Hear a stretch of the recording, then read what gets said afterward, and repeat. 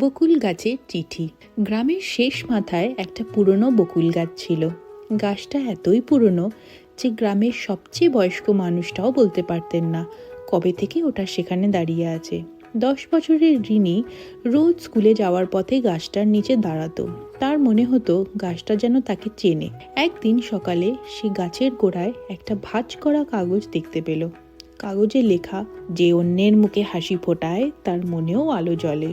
রিনি অবাক, এটা কে লিখলো?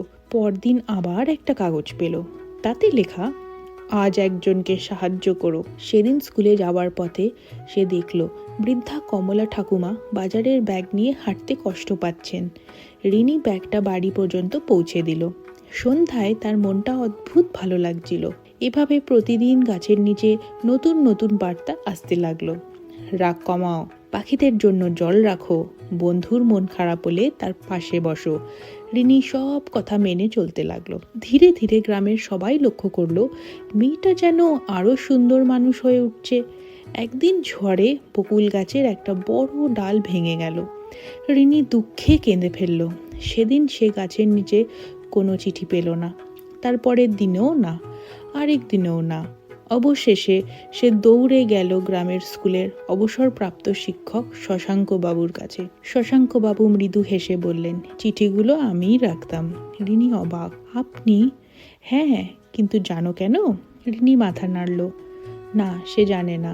বৃদ্ধ শিক্ষক বললেন, কারণ আমি দেখেছিলাম তুমি গাছটার সঙ্গে কথা বলো।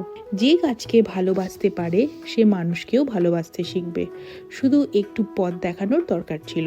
রিনি কিছুক্ষণ চুপ করে রইল, তারপর বলল, তাহলে এখন আর চিঠি আসবে না? শশাঙ্কবাবু হেসে বললেন, এখন থেকে চিঠিগুলো তোমাকেই লিখতে হবে, নিজের মনের মধ্যে। সেদিন বাড়ি ফেরার পথে রিনি বকুল গাছটার গায়ে হাত রেখে ফিস ফিস করে বলল, ধন্যবাদ। হাওয়ার কয়েকটা বকুল ফুল ঝরে পড়ল। রিনির মনে হলো গাছটাও যেন হেসে উঠেছে। নীতি কথা, ভালো মানুষ হওয়ার সবচেয়ে বড় শিক্ষক আমাদের নিজের মন। কখনো কখনো শুধু একটু দিশা দরকার। গল্পটি যদি ভালো লেগে থাকে সাবস্ক্রাইব করতে ভুলবেন না।